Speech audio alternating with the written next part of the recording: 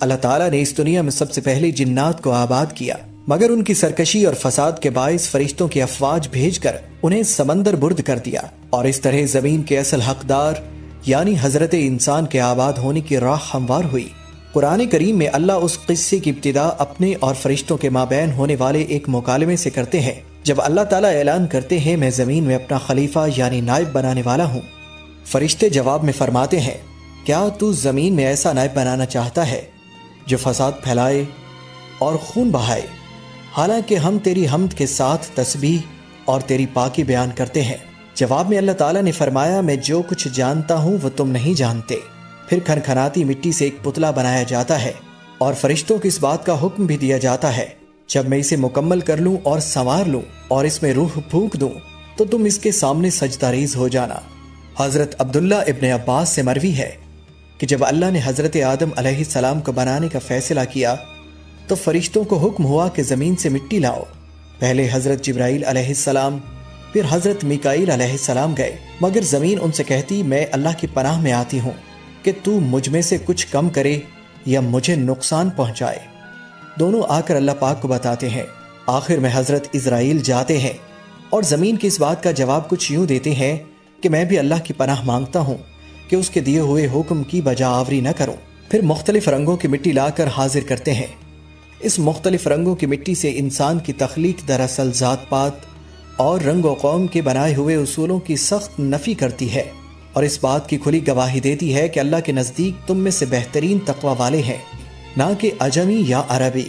روایات میں آیا ہے کہ وہ پتلا کافی عرصے تک بے چان پڑا رہا۔ ابلیس جب وہاں سے گزرتا تو اس سے مخاطب ہو کر کہتا کہ تم ایک عظیم کام کے لیے پیدا کیے گئے ہو۔ پھر جب مصور کائنات انسان کا ہیولہ مکمل کر لیتے ہیں اور خاک کے پتلے میں روح ڈال دی جاتی ہے تو حضرت آدم علیہ السلام کی تخلیق مکمل ہوتی ہے۔ جب آپ کے اندر روح پھونکی گئی تو آپ کو ہوش آتے ہی ایک چینک آئی۔ فرشتوں نے آپ سے کہا کہو الحمدللہ، اور آپ کے الحمدللہ کے جواب میں اللہ تعالیٰ فرماتے ہیں کہ تم پر اللہ کا رحم ہوا۔ پھر آپ کو حکم ہوا کہ جا کر فرشتوں سے ملو۔ فرشتوں نے آپ کو دیکھ کر السلام علیکم کہا تو اللہ تعالیٰ نے فرمایا کہ اے آدم یہ آج سے تمہارے تسلیمات ہیں۔ یوں دو اہم سبق بنی نوع انسان کو آفرینش پر ہی سکھا دیے جاتے ہیں۔ ایک یہ کہ جیسے ابتدا میں ہی ایک ناخوشگوار کیفیت کا سامنا کرنا پڑا، چھینک کی صورت میں اسی طرح تمہاری زندگی میں ہر قسم کے مصائب آئیں گے، جس کے جواب میں صبر کے ساتھ اللہ کی ثنا اور شکر گزاری کی روش اختیار کرنی ہے۔ اسی طرح یہ بھی سکھایا گیا کہ باقی نوع کے ساتھ کیسا تعلق رکھنا ہے۔ یہ شروع میں ہی بتا دیا گیا کہ اے بنی آدم تم امن و سلامتی پھیلانے کے لیے بھیجے گئے ہو، اس لیے تمہارے ابتدائی کلمات ہمیشہ سلام پر مبنی ہونے چاہیے۔ اس کے بعد اللہ تعالیٰ حضرت آدم کو اشیاء کے نام سکھاتے ہیں اور فرشتوں کے سامنے انہیں حاضر کر کے فرشتوں سے ان اشیاء کا نام پوچھتے ہیں تو فرشتے کہتے ہیں اے رب تو پاک ہے، اس بارے میں ہمارا علم کچھ نہیں، ہمیں تو بس اتنا ہی معلوم ہے جتنا علم تو نے ہمیں عطا کیا ہے۔ پھر حضرت آدم سے پوچھا جاتا ہے تو وہ جھٹ نام بتا دیتے ہیں۔ اب باری تعالیٰ فرشتوں کو مخاطب کر کے کہتے ہیں کہ کیا میں نے نہیں کہا تھا کہ میں وہ جانتا ہوں جو تم نہیں جانتے؟ پھر سب کو حکم ہوتا ہے کہ آدم کے سامنے سجدے میں گر پڑو، اور تمام فرشتے سجدے میں گر پڑتے ہیں سوائے ابلیس کے۔ ابلیس کے بارے میں ہم واقف ہیں کہ یہ دراصل جنات میں سے تھا جو اپنے زہد و عبادت کی بنیاد پر اعزازی طور پر فرشتوں والے کام پر فائز ہو گیا تھا۔ اس باغی حرکت پر اللہ تعالیٰ جلال میں ابلیس سے دریافت کرتے ہیں کہ تمہیں یہ سجدہ نہ کرنے سے کس چیز نے روکا؟ تو وہ ملعون کہنے لگا میں اس انسان سے بہتر ہوں، اے رب تو نے مجھے آگ سے بنایا اور اس انسان کو مٹی سے۔ لمحہ بھر کا تکبر، وہ بھی خالق کائنات کے سامنے، اس کے تمام کیے کرائے پر پانی پھیر گیا اور وہ رذیل اپنے منصب سے فارغ اور دربار سے نکال دیا گیا۔ حکم باری تعالیٰ ہوا تو اتر یہاں سے، تو اس لائق نہیں کہ تکبر کرے یہاں، پس باہر نکل، تو ذلیل ہے۔ تو وہ ملعون روز قیامت تک کی مہلت یعنی زندگی مانگتا ہے جو اسے دے دی جاتی ہے۔ پھر اپنی مہلت مانگنے کی وجہ بیان کرتے ہوئے کہتا ہے کہ چونکہ تو نے مجھے گمراہ کیا ہے میں بھی لوگوں کے لیے تیری سیدھی راہ پر بیٹھوں گا، پھر ان پر آؤں گا، ان کے سامنے سے اور ان کے پیچھے سے اور ان کے دائیں سے اور ان کے بائیں سے، اور تو ان میں سے اکثر کو شکر گزار نہ پائے گا۔ यूं शैतान दरबार से निकाला जाता है और उधर हक ताला हजरत आदम की नस्ल से तमाम आने वाली बनी नौ इंसान की अरवाह को जमा करके अहद लेते हैं कि क्या मैं तुम्हारा रब नहीं। हम सब ने इस सवाल का जवाब यक जुबान होकर दिया था, क्यों नहीं ए रब, हम इस बात पर गवाह हैं। उस वक्त हजरत आदम तमाम इंसानों को देखते हैं, उन्हें आने वाले अंबिया की अरवाह अलग से चमकती हुई दिखाई देती हैं। मगर आपको इस बात पर हैरानी होती है कि तमाम इंसान एक जैसे नहीं, अपने रंगो रूप और नस्ब में सब अलग हैं। वो बारी ताला से दरियाफ्त करते हैं कि ए अल्लाह, तूने इन सबको यकसा क्यों नहीं बनाया। जवाब आता है, क्योंकि मुझे अपने बंदों की तरफ से शुक्रगुजारी बहुत अजीज है। जन्नत में कुछ अरसा क़याम के बाद हजरत आदम को एक खलिश महसूस होने लगती है। फरिश्ते तो हर दम रब की सराह में मशगूल होते हैं। अब आप क्या करें। एक इल्मुल अस्मा आपको अता हो चुका, मगर उस इल्म के बाबत तो फरिश्ते कुछ नहीं जानते। किससे गुफ्तगू करें, कहाँ करार पाएं। एक दिन जब सोकर उठते हैं तो अपने सामने एक अपनी हम नो औरत को पाते हैं जो उनकी पसली से पैदा शुदा थी। पूछते हैं तुम कौन हो, तो वो कहने लगी औरत। फिर पूछा कि तुम्हारी तख्लीक का क्या मकसद है, तो कहने लगी ताकि तुम मेरे अंदर करार पाओ। अब फरिश्ते हजरत आदम से पूछते हैं कि ए आदम, इस औरत का नाम क्या है, तो आप कहते हैं हवा, बामानी जानदार। पूछा क्यों, तो कहने लगे क्योंकि ये एक जानदार शय से तख्लीक हुई है। इससे हमें अंदाज़ा होता है कि मर्द और औरत के जोड़े की तख्लीक का मकसद आपस में अमन व आश्ती के साथ एक दूसरे के अंदर सुकून और करार पाना है।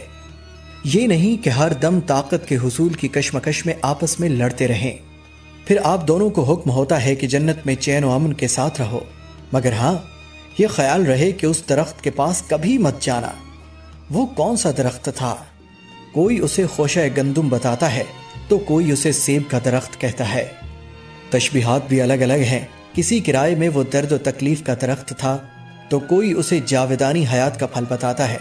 मगर सच तो ये है कि हम सिर्फ गुमान ही कर सकते हैं। कुरान में वाज़े अल्फाज में दर्ज है कि वो दरख्त बिल्कुल अहम न था, बल्कि रब का हुक्म अहम था।